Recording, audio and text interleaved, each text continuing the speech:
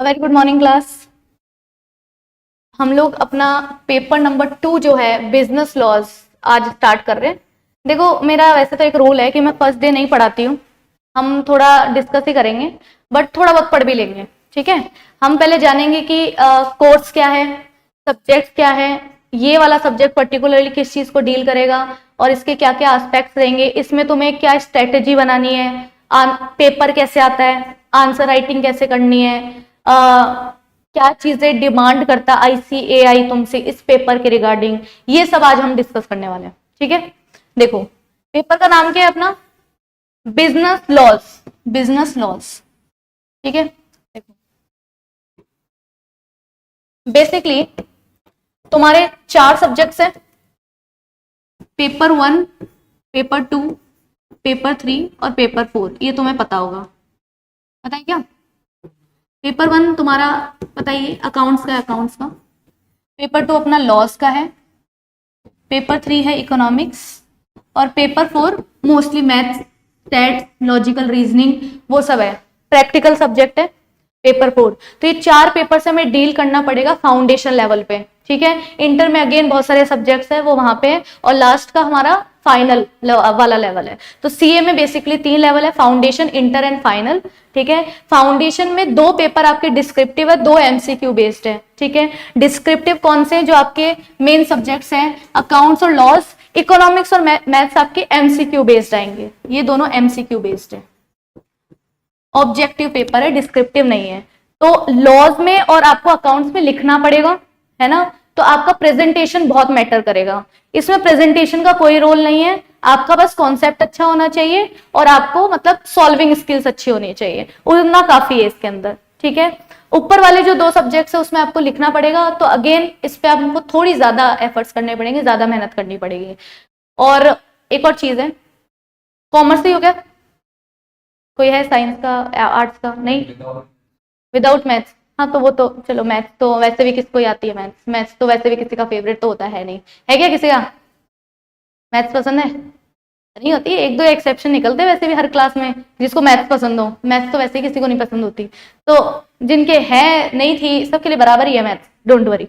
तो मैथ्स तो वैसे ही पढ़नी है, लेकिन मैथ्स तुमने पढ़ी तो है ना कभी, तो 10th तक तो सबने पढ़ी है ना। तो ये कोई नया सब्जेक्ट नहीं है ना। थोड़ा सा है, 11th-12th का भी है इसमें पार्ट, बट ठीक है, मेहनत करने वाला कोर्स अगर हमने उठाया है तो मेहनत करने से तो नहीं डरना चाहिए। ठीक है, मैथ्स कर लेंगे। इकोनॉमिक्स थी 11th-12th में, थी इकोनॉमिक्स, तो ये तो इजी है तुम्हारे लिए। थोड़ा सा क्वेश्चन का लेवल हाई है बट पढ़ा हुआ है हमारा, ऐसा नहीं कोई नई चीज पढ़नी है। अकाउंट पढ़ी हुई है सबने, अकाउंट से पढ़ी हुई है। लॉ नहीं पढ़ा आज तक, पढ़ा है क्या? यहाँ पे आगे सब जीरो हो जाते हैं, बराबर हो जाते हैं। तुम्हारे बीएसटी में आए होंगे 95, तुम्हारे इकोनॉमिक्स में आए होंगे 90, तुम्हारे अकाउंट्स में आए होंगे 95, कुछ फर्क नहीं पड़ता। लॉ में सब आके जीरो लेवल पे आ जाते हैं, क्योंकि आपने कभी लॉ पढ़ी नहीं है, किसी ने नहीं पढ़ी होती। 12th तक होती है क्या लॉ? होती नहीं है। तो यहाँ पे सब बराबर है, कोई किसी से बड़ा नहीं है, कोई किसी से छोटा नहीं है। ठीक है, लॉ सब हम लोग स्टार्टिंग से पढ़ रहे हैं तो एकदम जीरो लेवल से पढ़ेंगे। ठीक है, कोई नहीं है कि हाँ ये तो पढ़ा होगा, ये तो तुम्हें आता होगा, नहीं। मैं तुम्हें एबीसीडी से ही पढ़ाऊंगी लॉ, कि तुम्हें कुछ नहीं आता, लॉ का एल भी नहीं आता, और हमें जीरो लेवल से पढ़ना है, क्योंकि एक्चुअल में नहीं आता, हमने कौन सा लॉ पढ़ा हुआ है। समझ में ये चीज क्लियर हो गया? अब देखो, तो 4 सब्जेक्ट्स हमारे रहने वाले हैं, आपको पर सब्जेक्ट 40% लाने हैं, और एग्रीगेट, ये तो पर सब्जेक्ट है, और एग्रीगेट आपके कितना बनना चाहिए? 50%। ये रूल है आईसीआई का, एग्रीगेट आपका बनना चाहिए कितना? 50%। तो ऐसे लाना पड़ेगा, हर पेपर में आपको 40 मार्क्स तो लाने ही है, और ओवरऑल आपके 400 में से 200 भी आने चाहिए, तब जाके आपका पूरा फाउंडेशन निकलेगा, नहीं तो नहीं निकलेगा। अगर एक भी सब्जेक्ट में आपके 39 रह गए तो हो सकता है आपको सारे सब्जेक्ट वापस से देने पड़े। ठीक है, तो थोड़ा हार्ड है बट मैनेजेबल है, ऐसा कुछ नहीं है। और अच्छे से पढ़ोगे तो 40 तो आ ही जाते हैं। खेल होता है सारा एग्रीगेट का, कि आपको कुछ सब्जेक्ट ऐसे चूज करने पड़ेंगे, 4 में से 2 सब्जेक्ट आपके इतने स्ट्रॉन्ग होने चाहिए कि ये 50% ना अटके। 40% तो आ जाते हैं, हम लोग इतनी पढ़ाई करेंगे, नोट्स बनाएंगे, डेली रिवीजन करेंगे, यहाँ पे टेस्ट भी ज्यादा रखते हैं हम लोग, तो 40% का प्रॉब्लम नहीं है। ये तुम्हारे हार्ड वर्क पे डिपेंड करेगा 50%।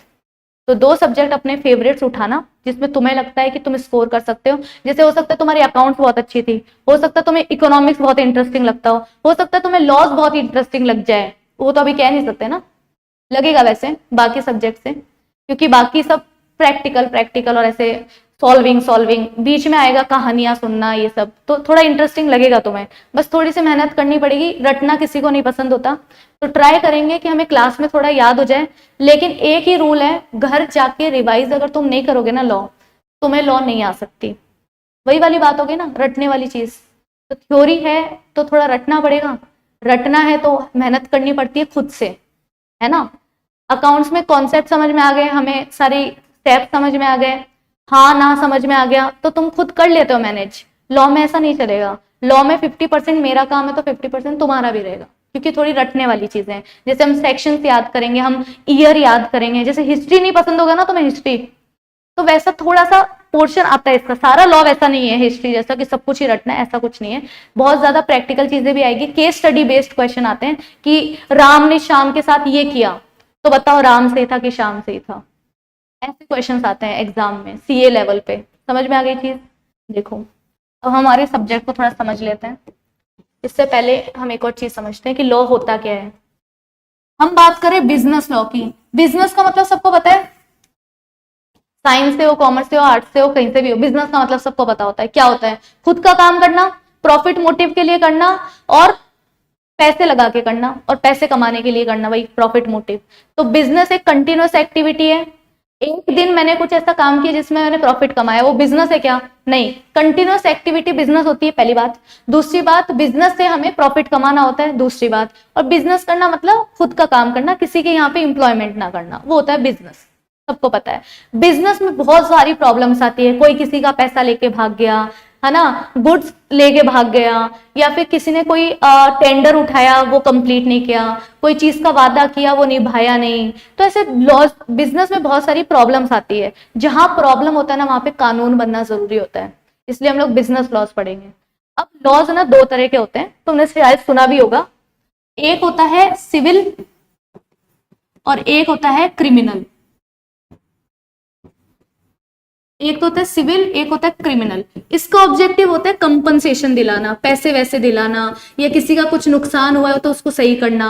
क्रिमिनल होता है पनिशमेंट दिलाना, पनिश करना। अब सुनो अच्छे से, क्रिमिनल लॉज भी तुम्हें पता ही है, तुम न्यूज अगर कभी भी गलती से सुनी हो तुमने, तो क्या होता है क्राइम? क्या होता है क्राइम? किसी का मर्डर कर दिया, तो जिसका मर्डर हुआ है उसके पेरेंट्स आके ये बोलेंगे क्या कि हमें 1 लाख दे दो और रफा दफा करोगे, 1 लाख का बेटा था हमारा, कौन बोलेंगे? क्या बोलेंगे? जिसने भी हमारे बेटे को मारा है उनको कड़ी से कड़ी सजा दिलाओ। समझ में आई चीज? तो क्रिमिनल लॉस का हमेशा ऑब्जेक्टिव क्या होता है? पनिशमेंट देना, जेल भिजवाना, सजा देनी, टॉर्चर करना, ये सब होता है क्योंकि उसने गलत काम किया है। ठीक है। सिविल में क्या होता है कि किसी ने आपको फिनेंशियली लॉस किया है, या आपकी सर्कमस्टांसेस खराब कर दी, सिचुएशन खराब कर दी, तो आपको कुछ मुआवजा मिलना चाहिए, बोलते हैं ना डैमेजेस, कंपनसेशन, ये सब मिलना चाहिए। इतना ही है इसका खेल। तो हमें ये पढ़ना है क्या? ये तुम्हारे सिलेबस में नहीं है। हमें क्रिमिनल लॉस से कोई मतलब नहीं है, मर्डर वर्डर क्या करना है हमें सब। हमें सिविल लॉस पढ़ने हैं। सिविल लॉस मतलब जैसे हम कॉन्ट्रैक्ट एक्ट पढ़ेंगे, सेल ऑफ गुड्स एक्ट पढ़ेंगे कि ये सामान हमने बेचा, ठीक है, तो सामने वाले को इस तारीख तक पैसे दे देने थे, उसने नहीं दिए तो हम कोर्ट में क्या मांगने जाएंगे? पैसा, हमारे वसूली कराओ। ठीक है, तो वो सारी चीजें आएगी सिविल लॉज के अंदर।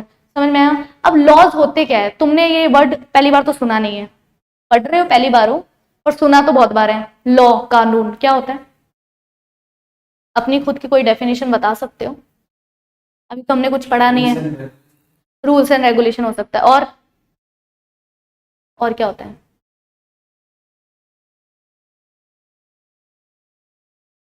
रूल्स रेगुलेशंस हो सकते हैं हाँ लॉज में। और एक्ट का नाम सुना क्या? एक्ट, एक्ट भी लॉ ही होता है। ठीक है। और अच्छा, कौन कौन हम पे डालता है ये लॉज वाली चीजें? गवर्नमेंट। तो मैं ऐसे बोलूं, laws are the rules imposed by the government for the betterment of society, या for the welfare of society, या टू गवर्न द सोसाइटी। समझ में आया? मैं डेफिनेशन लिख रही हूँ, सुनना एक बार। लॉ का मतलब क्या होगा? Laws are the rules, are the rules imposed by the government to govern the society. govern मतलब चलाना अच्छे से सोसाइटी, govern the society. वो लॉज होते हैं, laws are the rules impose by the government to govern the society. Laws यही होते हैं. ठीक है, चलो तुमसे एक क्वेश्चन पूछती हूँ, तुम खुद सोच के बताना. अब तुम्हें पता ही है लॉज रूल्स होते हैं, तो रूल्स में डूज एंड डोंट्स लिखे होते हैं कि ये काम करना है, ये काम नहीं करना. अगर ये काम जो नहीं करना था वो कर दिया तो सजा मिलेगी. इतना ही होता है लॉ का मतलब, इतना ही होता है सच में. ठीक है, लॉ कैसा सब्जेक्ट है? 3 ऑप्शन दे रही हूं मैं तुम्हें, बताना. थ्योरी है, प्रैक्टिकल है, या फिर दोनों चीजें, बोथ. मत लॉ कैसा सब्जेक्ट लगता है तुम्हें? थ्योरी है क्योंकि लैंग्वेज पढ़नी है हमें, प्रैक्टिकल है क्योंकि हमें कुछ सॉल्व करना है, या फिर दोनों ही है? क्या है? अच्छा, आप बोथ प्रैक्टिकल है. प्रैक्टिकल कैसे और बोथ कैसे?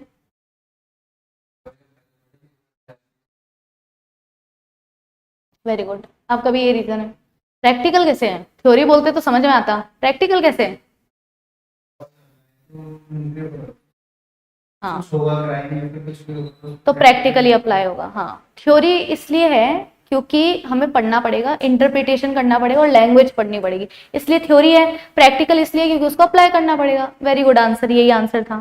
समझ में आई चीज? अब पढ़ने में सबको क्या लगता है कि लॉ तो थ्योरी है, प्रैक्टिकल तो हो ही नहीं सकता. क्यों? क्योंकि हमें बस याद करना है और लिख के आना है, तो थ्योरी सब्जेक्ट है. जो फर्स्ट डे अगर ये समझ गया कि लॉ प्रैक्टिकल सब्जेक्ट और थ्योरी सब्जेक्ट दोनों है, उसको लॉ इजी लगेगा. और जिसने ये समझ लिया कि नहीं नहीं थ्योरी है ना, इसमें कौन सा सॉल्व करना है, इसमें कौन से अकाउंट्स बनाने हैं, इसमें कौन सी टेबल बनानी है ना, इसमें कौन सा फॉर्मूला लगाना है, मैथ्स, अकाउंट्स, इको, ये सब है प्रैक्टिकल. तो लॉ तो थ्योरी है. अगर जो इस चीज में रह गया तो उसको लॉ नहीं समझ में आ सकता. प्रैक्टिकली पढ़ोगे, प्रैक्टिकल ही पढ़ेंगे हम क्लास में. ठीक है, हम कभी थ्योरिटिकल पढ़ेंगे भी नहीं इसको कि ऐसा हुआ तो क्या होगा, अगर तुम इस सिचुएशन में होंगे तो तुम क्या करोगे. तो प्रैक्टिकली पढ़ोगे तो ज्यादा अच्छे से समझ में आएगा, आंसर भी अच्छे से लिख पाओगे. समझ में आ गई बात? तो ये सब्जेक्ट दोनों ही है, सीधी सी बात है. छोटा सा एग्जाम्पल अगर मैं तुम्हें दूं तो बिना हेलमेट के या ट्रिपलिंग करते हुए किसी पुलिस ऑफिसर के सामने से निकल जाना तुम, तो तुम्हें समझ में आ जाएगा कि लॉ प्रैक्टिकल है कि थ्योरिटिकल है ना. मैथ्स तुम्हारे काम आई है क्या आज तक? सोच के बताओ, मैथ्स काम आई है आज तक? मतलब ऐसे ट्रिग्नोमेट्री, साइन थीटा कभी काम आया रियल लाइफ में?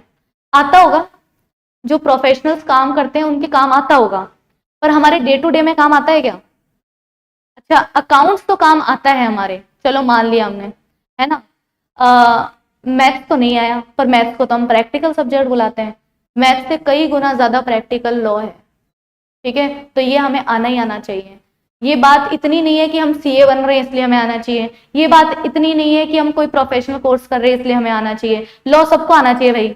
लॉ नहीं पढ़ोगे तो फिर रहोगे कैसे? सिटीजन्स के लिए ना, हमने बोला ना सोसाइटी अच्छे से चले, तो तुम्हें अच्छे से रहना है तो तुम्हें लॉ आना चाहिए, बात खत्म.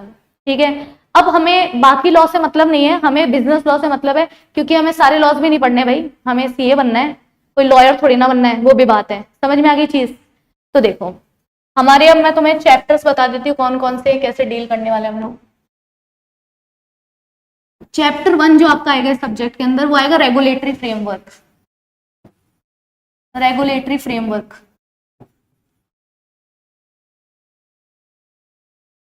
ये आपका रहने वाला है 4 से 6 नंबर का, 4 to 6 मार्क्स का आता है. चैप्टर नंबर 2 सबसे most important chapter, contract act. Contract act ये आपके 30 नंबर तक का आ जाता है, 25 से 30 मार्क्स का. मतलब 25 का तो आएगा ही फॉर श्योर, 30 तक भी पहुंच जाता है कई बार ये 100 में से, तो काफी ज्यादा है ना. उसके अलावा चैप्टर नंबर 3 आपका sale of goods act. Sale of goods act ये आपके 20 मार्क्स तक का आता है, 20 मार्क्स का वेटेज रहता है इसका, 15 to 20 बोल लो. चैप्टर 4 आपका है पार्टनरशिप एक्ट, जो तुमने थोड़ा सा 11th-12th में पढ़ा हुआ भी है. पार्टनरशिप एक्ट ये भी इतना ही है, 20 मार्क्स. चैप्टर 5 6 7 7 चैप्टर है टोटल। देखो चैप्टर 5 जो है आपका वो है आपका एलएलपी का, लिमिटेड लाइबिलिटी पार्टनरशिप। ये भी अगेन ये थोड़ा कम का है, 4 to 6 मार्क्स का ही आता है ये भी। चैप्टर 6 है कंपनीज एक्ट, ये वही 20 marks. Negotiable instrument act, negotiable instrument act, negotiable instrument act है, ये आपके आएगा 10 to 15 मार्क्स। इसको एक बार देख लो अच्छे से।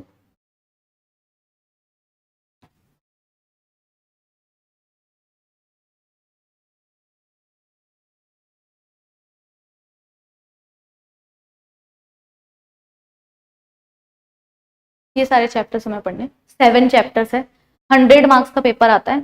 आपको लग रहा होगा कि ये तो कुछ 120 कुछ का हो गया है ना? तो ऑप्शंस रहते हैं, आपको सिलेक्ट करना होता है। नॉर्मली पैटर्न ऐसा रहता है एग्जाम का कि क्वेश्चन 1 जो होगा वो कंपलसरी होता है, वो आपको करना ही पड़ेगा, उसमें कोई ऑप्शन नहीं है। क्वेश्चन आगे वाले ऐसे होते हैं कि 5 में से 4 कर लो, एक कोई नहीं आ रहा तो उसको हटा दो, कोई भी 5 क्वेश्चन में से 4 चूज कर लो। ऐसे पैटर्न बनाकर कैसे भी आपका 120 मार्क्स का पेपर आता है टोटल, जिसमें से आपको 100 मार्क्स का करना होता है, और वेटेज ऐसा ही रहता है, ज्यादा चेंजेस कभी हुआ नहीं है इसमें। ठीक है, इंटर और फाइनल में तो क्या है, इधर उधर करते रहते हैं वो, फाउंडेशन में लगभग यही वेटेज रहता है। ठीक है, थोड़ा ऊपर नीचे हो सकता है पर मोस्टली यही रहता है। तो चैप्टर 1 और चैप्टर 5 बहुत ही कम वेटेज वाले हैं और बहुत छोटे से चैप्टर भी है। 1 तो देखो बहुत ही बेसिक बातें करेगा कि लॉ क्या होता है, लॉज कौन बनाता है, इंडिया कैसी कंट्री है, इंडिया में लॉज कैसे चलते हैं, कॉन्स्टिट्यूशन की थोड़ी सी बातें पढ़ेंगे, है ना? और मिनिस्ट्री कितनी कितनी मिनिस्ट्रीज होती है, उनके कौन कौन से डिपार्टमेंट होते हैं, है ना? जैसे मिनिस्ट्री ऑफ फिनेंस है, उसका रेवेन्यू डिपार्टमेंट है, फिर इनकम टैक्स ऑफिस है। तो ये बेसिक बेसिक बातें, ठीक है, तो ये बस हमें पता होनी चाहिए क्योंकि हम लॉ पढ़ रहे हैं, तो ये उसका इंट्रोडक्शन है काइंड ऑफ। ठीक है, पर ये बिल्कुल भी काम का चैप्टर नहीं है, ये पहले था भी नहीं सिलेबस में, बट आईसीआई को लगा कि हम तो ऐसे ही पढ़ाने लग गए इनको एक्ट डायरेक्ट, हमने बताया तो है ही नहीं कि लॉ क्या होता है, ये तो बहुत गलत बात है, तो उन्होंने ये चैप्टर डाल दिया। पहले ऐसा कोई चैप्टर नाम की चीज नहीं थी, ये सारे तो हमेशा से थे। बेसिकली पुराना अगर मैं तुम्हें थोड़ा सिलेबस बताऊं, अभी चेंज हुआ है ना सिलेबस, तो पुराने सिलेबस में बस इतने थे, ये थे contract act, sale of goods act, partnership act, LLP और कंपनीज एक्ट, इतने ही थे। ठीक है, ये 2 उन्होंने ऐड किया, चैप्टर 1 जो कि टाइम पास ही है, ताकि तुम्हें लॉ का बेसिक पता हो, उसके बाद तुम एक्ट पढ़ना चालू करो, इसलिए वो दिया है। अच्छा आइडिया है, पर ठीक है, टाइम पास चैप्टर है। चैप्टर 7 पहले इंटर में आया करता था, उन्होंने यहाँ पे डाल दिया।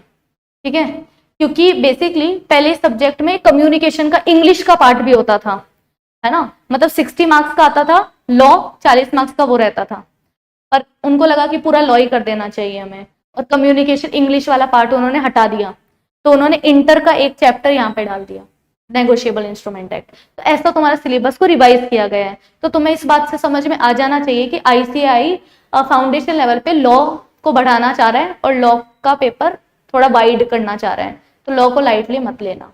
ठीक है, पहले 60 का था, अब 100 का किया है, तो कोई रीजन ही होगा, तो इसलिए हमें अच्छे से पढ़ना पड़ेगा इसको। ठीक है, वेटेज वगैरह समझ में आ गया? ठीक है, हम पहला जो चैप्टर लेंगे ना वो होगा आपका कंपनीज एक्ट। कंपनीज एक्ट,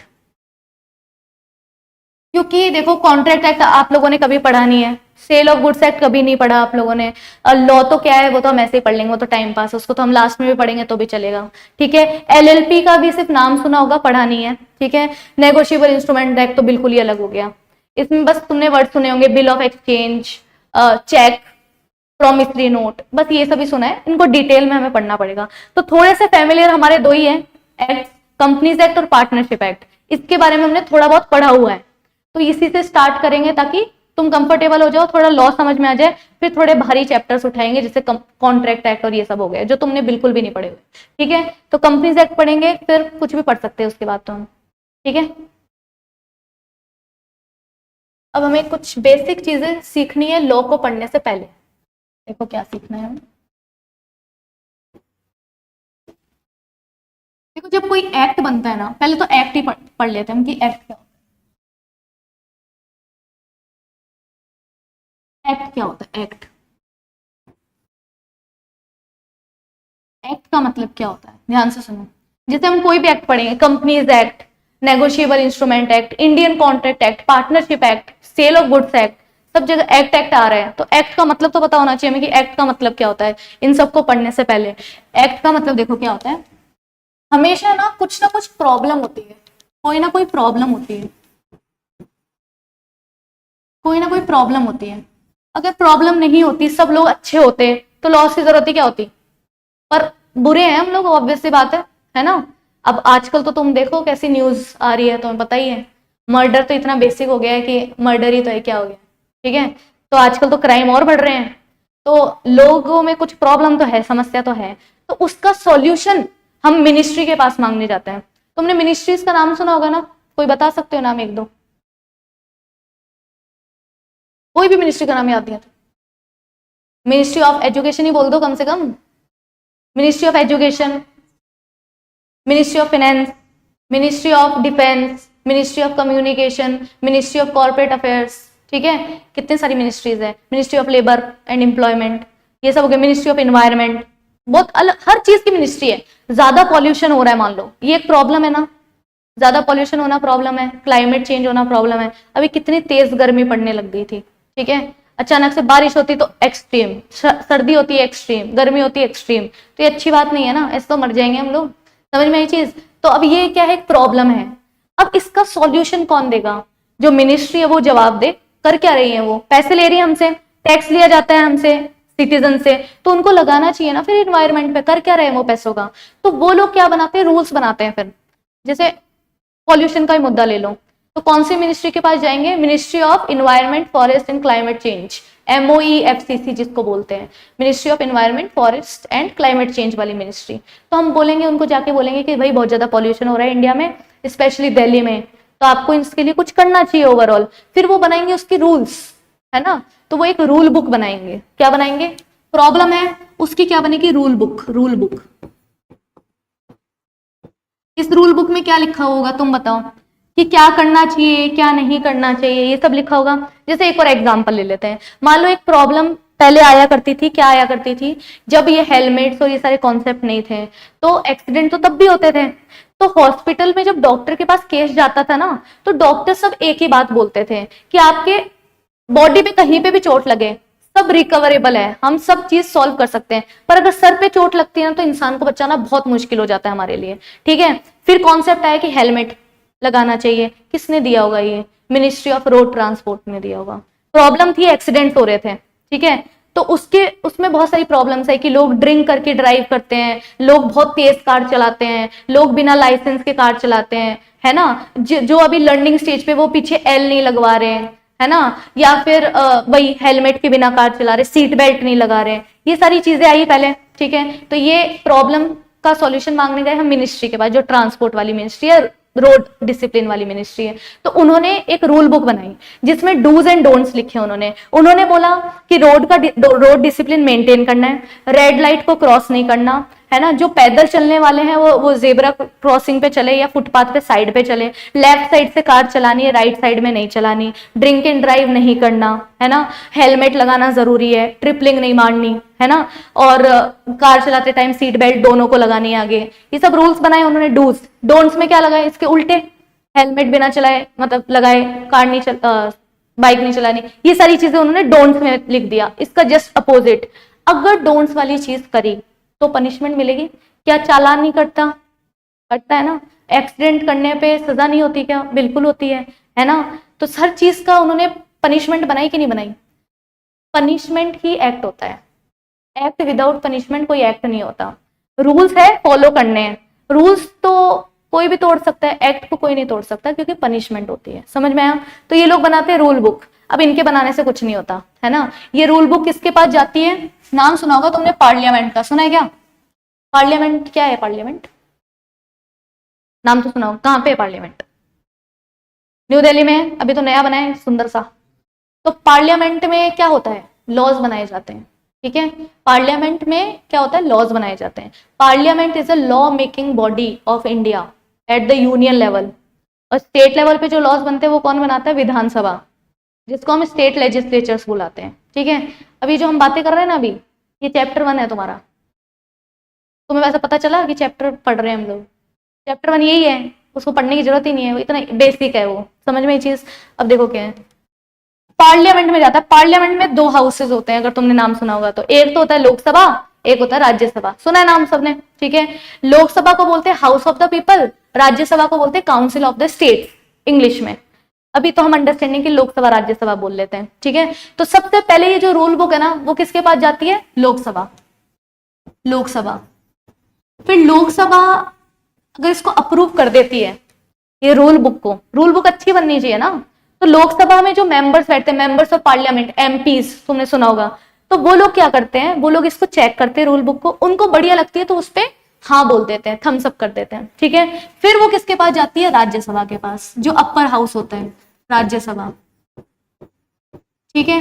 अगर इन्होंने यही मना कर दिया तो काम वही खत्म है, फिर वापस से बनानी पड़ती है इनको रूल बुक। समझ में ये चीज? मिनिस्ट्री को बोलते हैं वापस से बनाओ, तुम्हारी बुक अच्छी नहीं है, चलो जाओ, ऐसे बोल देते हैं, ठीक है। फिर राज्यसभा के पास जाती है। राज्यसभा के बाद प्रेसिडेंट कौन है? इंडिया के प्रेसिडेंट पता है क्या? अरे कौन है? अरे पता है ना, ऐसे डराओ मत उनको। द्रौपदी मुर्मू है ना प्रेसिडेंट ऑफ इंडिया। तो वो फिर साइन करेंगे इन पे, तब जाके एक्ट बनेगा, ठीक है। वो साइन करेगी मतलब अपनी मंजूरी देगी, मंजूरी को क्या बोलते हैं? असेंट।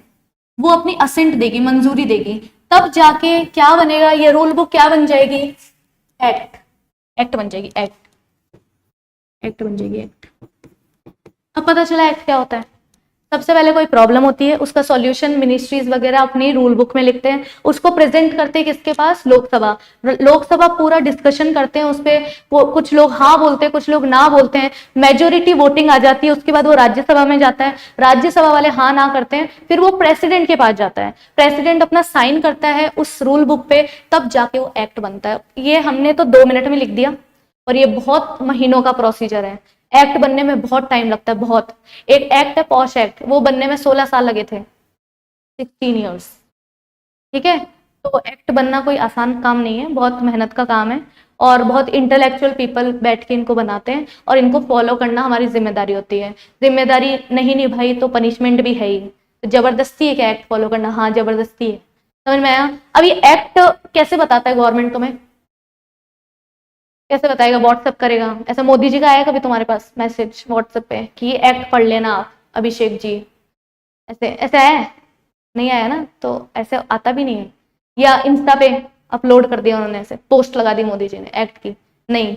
एक डॉक्यूमेंट होता है पब्लिक डॉक्यूमेंट, उनकी तुम्हें पता है ना, गवर्नमेंट ऑफ इंडिया की वेबसाइट है, वहां पे एक डॉक्यूमेंट है, पब्लिक डॉक्यूमेंट आता है, ऑफिशियल गैजेट बोलते हैं, ओजी बोल देना तुम, ओजी, ऑफिशियल गैजेट, वहां पे पब्लिश होता है, ठीक है।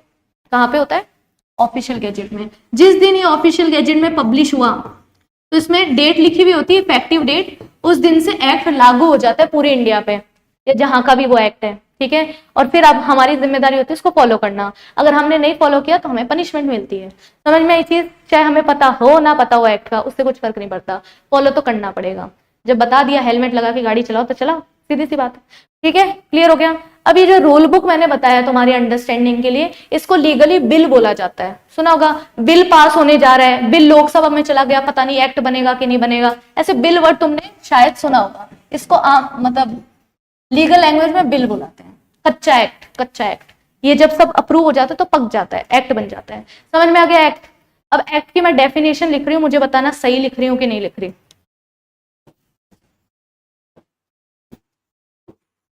Act is a law made by the parliament. सही है क्या डेफिनेशन? बताओ सही है कि नहीं है, सही लग रही है कि नहीं लग रही है? Act is a law made by the parliament, सही है। एक्ट ऐसा कानून होता है जो पार्लियामेंट बनाता है। समझ में आ गई चीज? तो और भी कोई कानून होता है क्या? एक्ट तो पार्लियामेंट बना रहा है, तो और भी कोई कानून होता है, मतलब एक्ट के अलावा भी होता ही होगा, तभी ऐसा लिखा हुआ है। देखो क्या होता है।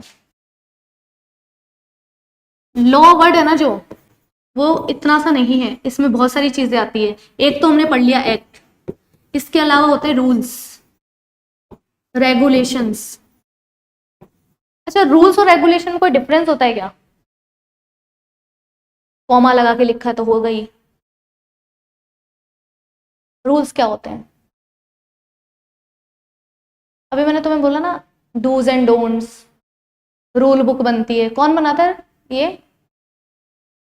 पार्लियामेंट बनाता है, याद करो कौन बना रहा था?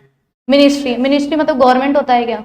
हाँ, अच्छा, मिनिस्ट्री ऑफ फाइनेंस ये सेंट्रल गवर्नमेंट है क्या? हाँ, सेंट्रल गवर्नमेंट मोदी जी थोड़ी ना होते। सेंट्रल गवर्नमेंट का मतलब तो मोदी जी समझते हो मेरे अकॉर्डिंग, है ना?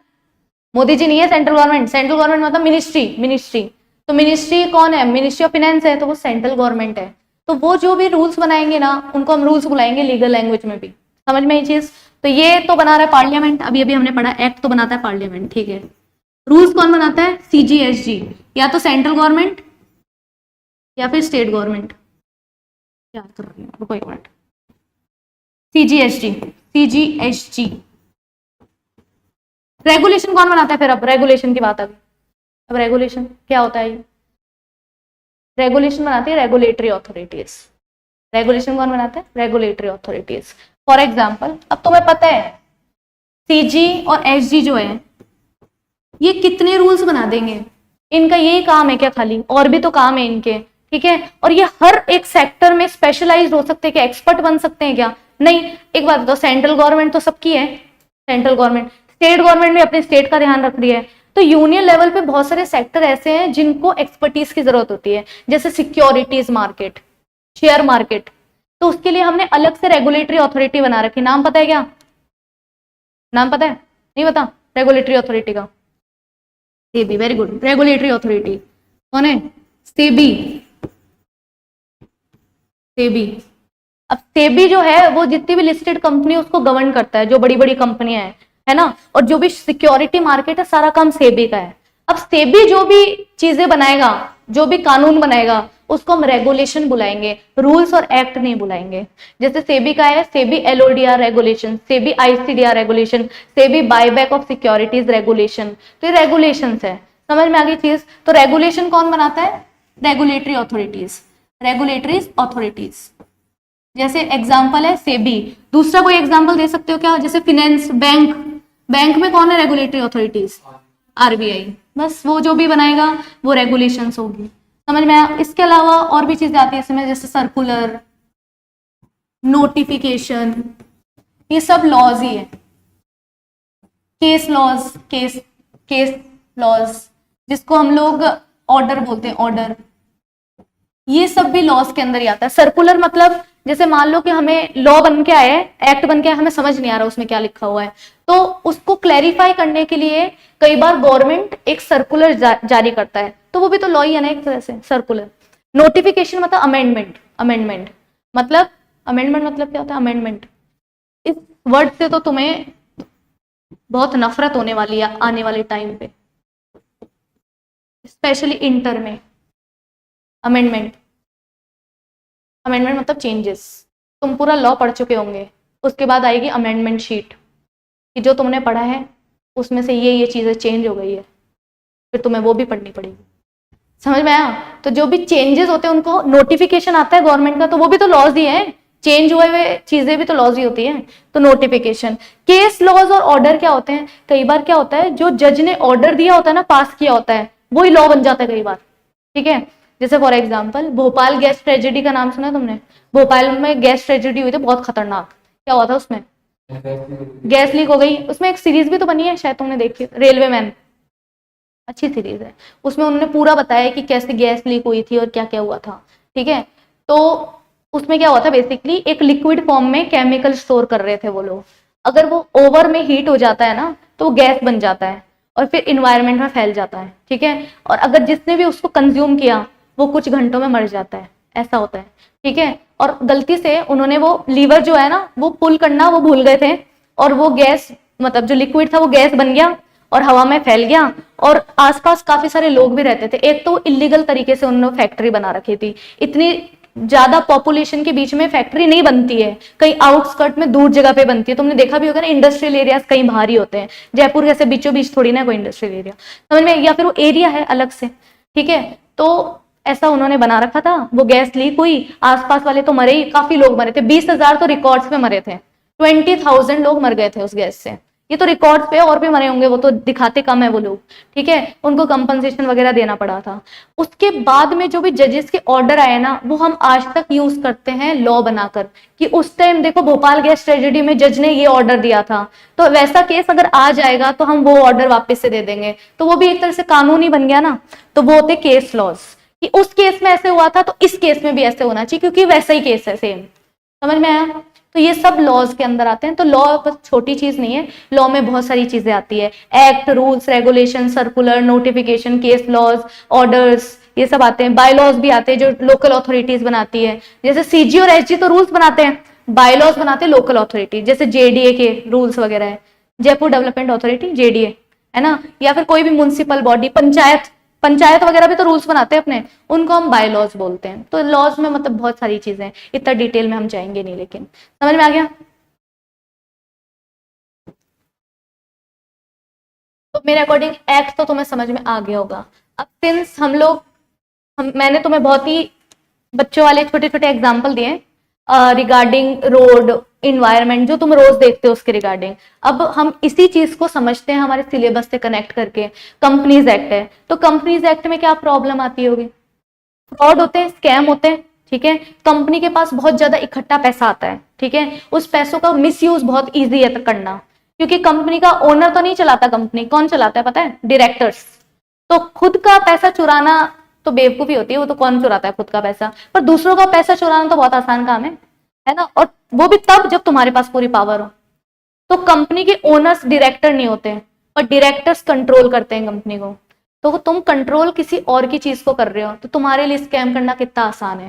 समझ में आई चीज? तो स्कैम की प्रॉब्लम आती थी, लोगों के विश्वास के साथ खेलने की प्रॉब्लम आती थी, सिक्योरिटी मार्केट की प्रॉब्लम आती थी, क्योंकि कंपनी क्या इशू करती है? शेयर, बदले में उनको पैसा मिलता है, तो शेयर से रिगार्डिंग बहुत सारी प्रॉब्लम्स आती थी। तो बेसिकली लोग लोग डरते थे कि हम कंपनी में पैसा क्यों लगाएं जब हमारे साथ स्कैम होता है तो, ठीक है। तो ये बहुत बड़ी मेजर प्रॉब्लम थी, इसलिए उन्होंने फिर रूल्स बनाए अलग अलग। मिनिस्ट्री ऑफ कॉर्पोरेट अफेयर्स ने, यहाँ पे कौन सी मिनिस्ट्री आएगी? Ministry of corporate affairs, MCA, MCA CG, central government, ठीक है। उसने कंपनीज एक्ट के अलग अलग रूल्स फ्रेम करे कि ये होना चाहिए, ये नहीं होना चाहिए, कंपनी में ये चीज सही है, ये चीज गलत है, पूरा बड़ा सा एक्ट बनाया, ठीक है। वो पहले लोकसभा के पास गया, फिर राज्यसभा के पास गया, फिर प्रेसिडेंट के पास गया, और आज जो हम एक्ट पढ़ रहे हैं ऐसे ही बना है। समझ में आ गया? कौन सा एक्ट है? द कंपनीज एक्ट 2000 एंड, पता है ईयर? 2013। पुराना वाला था 1956 वाला, उसको चेंज करके अब हमने कौन सा, करंटली कौन सा चल रहा है? 2013 वाला चल रहा है, ठीक है। तुम्हें पता है पहला कंपनीज एक्ट कब आया था? गैस कर सकते हो कैसे? ऐसे रैंडम गैस ऐसे कर लो कुछ भी, कहीं पे भी पूरे वर्ल्ड में सबसे पहला कंपनीज एक्ट कब आया होगा? अरे इंडिया का तो तुम छोड़ो, इंडिया वालों ने तो सारे वहीं से उठाए बाहर से, हमने खुद ने आज तक कुछ नहीं बनाया, हमने कॉपी किया सारे एक्ट्स। तो इंडिया का तो कुछ नहीं है अपना, हिंदू लॉ को छोड़ के, क्योंकि वो तो इंडिया का ही है, बाकी हमने कॉपी किया मस्त, कोई टेंशन की बात ही नहीं। खुद कौन लगाए दिमाग, सही बात है, अपने हिसाब से चेंज कर दिया बस उसको, और क्या करना है। इंस्पिरेशन ली हमने बाहर से, कॉपी नहीं बोलेंगे, अच्छी बात है। बताओ, गैस करो, गैस। अमेरिका, अमेरिका क्या? ब्रिटिश, यूके ने बनाया था सबसे पहले, यूके पार्लियामेंट ने बनाया था 18 सेंचुरी, 1854, 54 नहीं 44, 1844 में आया था पहला। कंपनीज एक्ट सबसे पुराना एक्ट है और इंडिया का सबसे बड़ा एक्ट है, लार्जेस्ट एक्ट है। मतलब तुम सोचो, कंपनीज एक्ट इतना ज्यादा बड़ा एक्ट है कि उसके लिए अलग से प्रोफेशन बनाना पड़ा, कंपनी सेक्रेटरी। तुम्हारे भाई सीएस, कंपनी सेक्रेटरी का मेन काम कंपनी लॉ ही होता है, हमारा मतलब मेरा कंपनी लॉ। तो तुम्हें समझ में आ रहा है कितना बड़ा एक्ट होगा? प्रोफेशन की जरूरत पड़ गई कि कंपनी लॉ नहीं आ रहा समझ, अलग से प्रोफेशन बनाओ। जैसे मेन सीए का काम मेन क्या होता है? अकाउंट्स एंड टैक्सेशन, ये सबको पता है ये बात, ठीक है। सीएस का मेन काम क्या होता है? कंपनीज एक्ट फॉलो करवाना, सेबी के रेगुलेशंस फॉलो कराना, ये मेन काम होता है। तो सोचो कितना बड़ा एक्ट होगा। अब तुम्हें इस बात से अगर समझ नहीं आया तो एक और बात बताती हूँ तुम्हें। फाउंडेशन लेवल पे एक चैप्टर है ये, मतलब पूरा कंपनीज एक्ट में से थोड़ा सा एक पोर्शन इंट्रोडक्शन है फाउंडेशन लेवल पे, थोड़ा पार्ट है इंटर लेवल पे, फिर थोड़ा पार्ट है फाइनल लेवल पे। ये एक साथ दे भी नहीं पा रहे तुम्हें, इतना बड़ा एक्ट है ये। समझ में आई चीज? ठीक है, इसमें टोटल टोटल कंपनीज एक्ट में सेक्शंस है 470 सेक्शंस, 470 सेक्शंस और 7 स्केड्यूल्स, 470 सेक्शन। सबसे बड़ा एक्ट है कंपनीज एक्ट इंडिया का। समझ में आई चीज? ओवरऑल भी सबसे बड़ा ही है, इंडिया में भी सबसे बड़ा है। ठीक है, पहले हमारे इंडिया में 1844 में जब वहां आया था ना, तो 1860 में हमने कर लिया था कॉपी। 1860 में इंडिया में भी आ गया था, 6 साल में, 6 साल में हमने कर लिया कॉपी। ठीक है, और उसके बाद बहुत सारे एक्ट आए, 1913, फिर 1956 और एट प्रेजेंट 2013 वाला चल रहा है। तो आपके पेपर में आप हमको सिर्फ 2013 ही लिखना और कोई टर्म्स यूज नहीं करनी। ये तो बस थोड़ी सी हिस्ट्री हमें पता होनी चाहिए, इसलिए मैंने बता दी। ठीक है, ये सब नहीं पूछेंगे तुमसे एग्जाम में। ठीक है, तो अब हमें एक चीज नहीं पता कि सेक्शन क्या होता है, स्केड्यूल क्या होता है, ये तो हमें पता ही नहीं अभी तक। नहीं पता ना, तो मैंने ऐसे रैंडमली लिख दिया 470 सेक्शन होते हैं। सेक्शन क्या होता है हमें नहीं पता अभी, देखो क्या होता है। जब एक्ट आता है ना, जब एक्ट आता है ना, तो वो बेयर एक्ट होता है। बेयर एक्ट मतलब एकदम बुक की तरह आता है। तुम्हें क्या लगता है एक्ट क्या 4-5 पेजेस का होता होगा क्या? नहीं, एक्ट बहुत बड़ा है, ऐसे बुक होती है मोटी सी, वैसे रिलीज होता है बुक एक्ट। ठीक है, तो अब एक बात बताओ, तुम्हारी जो बुक है उसमें इंडेक्स होती है। इंडेक्स क्यों होती है? इंडेक्स क्या जरूरत है इंडेक्स की? फालतू में पेज वेस्ट करते हैं, कुछ काम आती है इंडेक्स? क्या काम आती है बताओ? कौन सा टॉपिक कौन से पेज पे है, हमें ज्यादा पन्ने ना पलटने पड़े, डायरेक्टली हम वहां तक पहुंच जाए, जो भी टॉपिक जो भी चैप्टर हमें खोलना है, यही पर्पज होता है इंडेक्स का। तुम सोचो तुम्हारी इतनी सी बुक आती थी बचपन में, उसमें भी इंडेक्स होती थी। ये इतना मोटा एक्ट है तो इसमें कोई इंडेक्स नहीं होगी। पर इंडेक्स अलग से नहीं होती, सेक्शन से इंडेक्स होती है। जो सेक्शंस बोल रहे हैं ना, सेक्शन 1, सेक्शन 2, सेक्शन 80, सेक्शन 60, ये सब क्या है? इंडेक्स है एक्ट का। कैसे? देखो, जैसे चैप्टर्स में डिवाइडेड होते हैं ना, वैसे एक्ट चैप्टर में डिवाइडेड होता है। चैप्टर 1, चैप्टर 2, चैप्टर 3 ऐसे डिवाइडेड होता है। जैसे तुम्हारा बुक डिवाइडेड होती है ना, वैसे एक्ट भी डिवाइडेड होता है।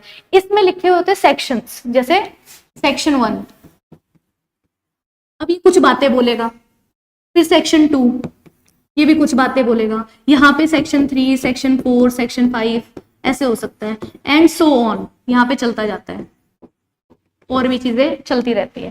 समझ में आया? अब एक बात बताओ, मान लो कि तुम्हारे पास कोई क्लाइंट आया है कोई चीज पे एडवाइस मांगने, ठीक है, और तुम्हें ऐप को चेक करना है कि उसमें क्या लिखा हुआ है ना? तो सोचो तुम कितने पागल लगोगे अगर तुम उसके सामने बैठ के ऐसे ऐसे कर रहे हो, तो कहाँ लिखा है, कहाँ लिखा है। थोड़ा थोड़ा अजीब लगेगा ना ऐसे। पर तुम्हें अगर सेक्शन याद है, तुम डायरेक्टली सेक्शन खोलोगे, पढ़ोगे, पढ़ के समझ के उसको एडवाइस दे दोगे। समझ में आया? इसलिए सेक्शन याद करना जरूरी होता है। और सारे हम नहीं रट सकते, ऑब्वियसली हम ह्यूमन है, मशीन तो है नहीं कि हमें सारे 470 सेक्शन है तो याद हो जाएंगे। 470 वैसे तो तुम्हारे सिलेबस में नहीं है, अभी तो तुम्हारे कुछ 10-15 ही पढ़ने हैं, ज्यादा नहीं पढ़ने। बाकी के तुम पढ़ना इंटर में और फाइनल में, वहां पे ज्यादा सिलेबस है कंपनीज एक्ट का। तो ठीक है, यहाँ पे ज्यादा सेक्शन याद नहीं करना हमें, ठीक है। लेकिन मैं तुम्हें बता रही हूँ सेक्शन याद करना जरूरी तो होता है ना।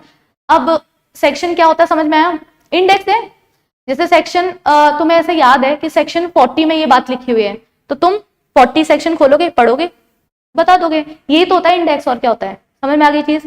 अब सेक्शन सिर्फ सेक्शंस नहीं होते हैं, इसके अंदर सब सेक्शंस भी हो सकते हैं। जैसे इसके आगे लिखा हो 1, 2, 3, तो सब सेक्शन 1 का सब सेक्शन 1 का sub section 1, sub section 2, sub section 3। इसमें क्लॉजेस भी हो सकते हैं, जैसे A, B, C। ये मैं तुम्हें बस स्ट्रक्चर बता रही हूँ, इतना तो कभी भी याद नहीं करना होता। सेक्शन याद हो जाए तो वही बहुत बड़ी बात हो जाएगी। ये सब सेक्शंस और क्लॉजेस याद करना ज्यादा जरूरी नहीं होता, ठीक है।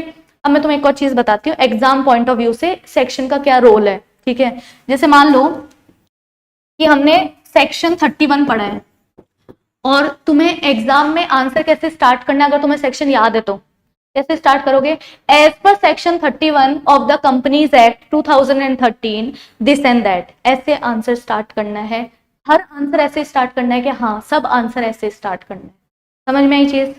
अब मान लो कि तुम्हें सेक्शन याद नहीं है, जो मोस्टली नहीं होगा क्योंकि तो रटने वाली चीज है, कितना ही याद कर लेगा इंसान।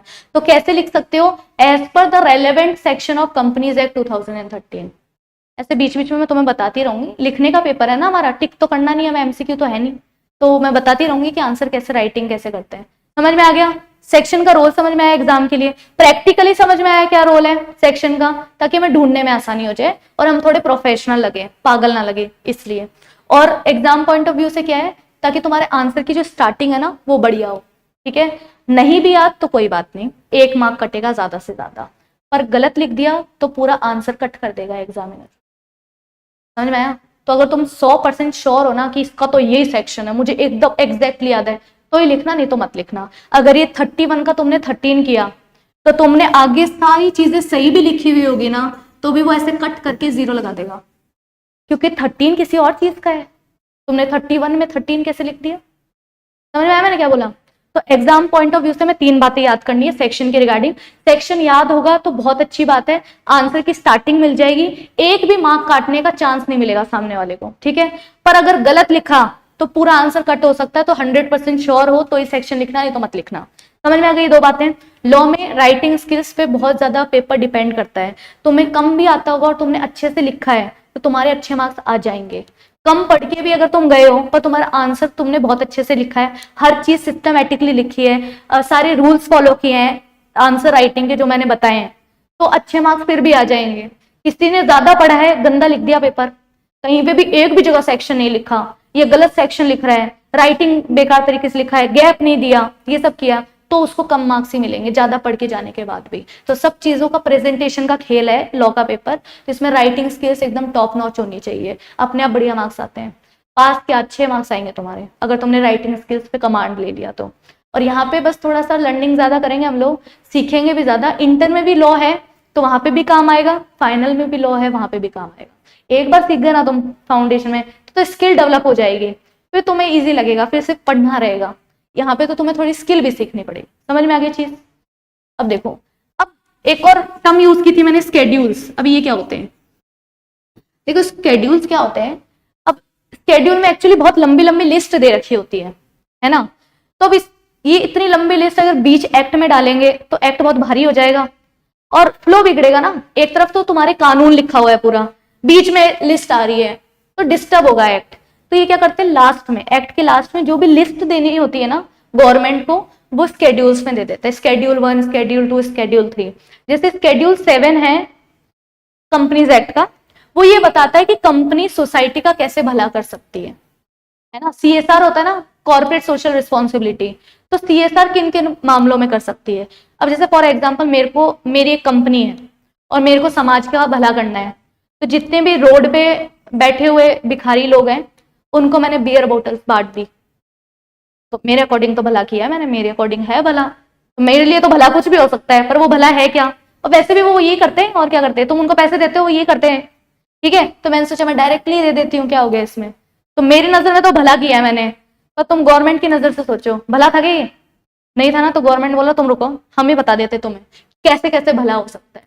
तो उन्होंने एक लंबी सी लिस्ट दे रखी है कि कंपनी जब सोसाइटी का भला करने निकलेगी तो इन हेडिंग्स के अंदर भला कर सकती है। तो लिस्ट है ना, तो उन्होंने schedule 7 of the companies act 2013 एक लंबी सी लिस्ट दे रखी है। तो लिस्ट हमेशा कहाँ रहेगी, स्केड्यूल में। अब टर्म्स समझ में आए क्या, तुम्हें एक्ट का मतलब समझ में आया, ठीक है। तुम्हें लॉ का मतलब समझ में आया कि लॉ में बहुत सारी चीजें होती है, पर मेनली लॉ वो रूल्स होते हैं जो गवर्नमेंट हम पे लगाती है। हम बेसिक लेमन लैंग्वेज आम भाषा में यही याद कर ले तो ही बहुत है, ठीक है। फिर हमने देखा कि कोई ना कोई एक्ट पास कैसे होता है, कोई ना कोई प्रॉब्लम होती है, उसका हम सॉल्यूशन निकालने के लिए एक बिल पास करवाते हैं। बिल पहले कहाँ पे जाता है, लोकसभा, फिर राज्यसभा, फिर प्रेसिडेंट उस पर अपना साइन करती है और उसके बाद वो एक्ट बन जाता है, ठीक है। ये प्रेसिडेंट वाली बात तो वैसे फॉर्मेलिटी है, लोकसभा राज्यसभा में अगर एक बार मंजूरी आ गई तो डन है, एक्ट बनता ही है। फॉर्मेलिटी है, साइन करना होता है, ऐसा कुछ खास काम है नहीं प्रेसिडेंट का एक्ट बनाने में, ठीक है। ये सब होता है। उसके बाद हमने देखा कि एक्ट जो है वो कैसे डिवाइडेड होता है, चैप्टर्स में, सेक्शंस में, सब सेक्शंस, क्लॉजेस, इन सब में डिवाइडेड होता है। लास्ट में लिस्ट कहाँ होती है, स्केड्यूल्स में, ठीक है। और कंपनीज एक्ट के 470 सेक्शंस हैं, जिसमें से तुम्हें बहुत कम पढ़ने हैं अभी तो फिलहाल, और ले दे के पूरे सिलेबस में तुम्हारे 200-250 होंगे, ज्यादा नहीं पढ़ने, ठीक है। इतनी ओवरऑल अभी तो नहीं, अभी तो बहुत कम है, अभी तो एक चैप्टर ये छोटा सा हमारा प्यारा सा, ज्यादा नहीं पढ़ना। इंटर में और फाइनल में थोड़े ज्यादा है, ठीक है, वो ज्यादा सेक्शन है, वहां आराम से डिटेल में पढ़ना, ठीक है। उसके बाद क्या पढ़ा हमने, बस ये सब बेसिक बातें पढ़ी, थोड़ा सा लॉ को समझा हमने। और कोई डाउट है सीए या फिर सब्जेक्ट के रिगार्डिंग तो बता सकते हो, कोई डाउट नहीं, सब पता है लॉ के रिगार्डिंग, कोई डाउट? वेटेज भी देखा हमने, तो क्लैरिटी तो आ गई होगी कि कैसा सब्जेक्ट होने वाला है। अभी जो रटने वाली चीजें ना, आज की क्लास से तुम्हें कुछ भी याद नहीं करना, तुम्हारे एग्जाम में कभी नहीं पूछा जाएगा कि व्हाट इज एक्ट, या व्हाट आर द सेक्शंस, या फिर what do you understand by schedules, ऐसे फालतू क्वेश्चंस नहीं आएंगे, ठीक है। बट अगर तुम्हें ये नहीं पता ना आज की क्लास जो हमने ली है, तुम आगे एक्ट नहीं पढ़ सकते, ये पता होना जरूरी है, ठीक है। थोड़ा सा देख लेते हैं, अगर तुम्हें सिलेबस देखने का मन कर रहा हो तो बुक से, तो हाँ, एक मिनट।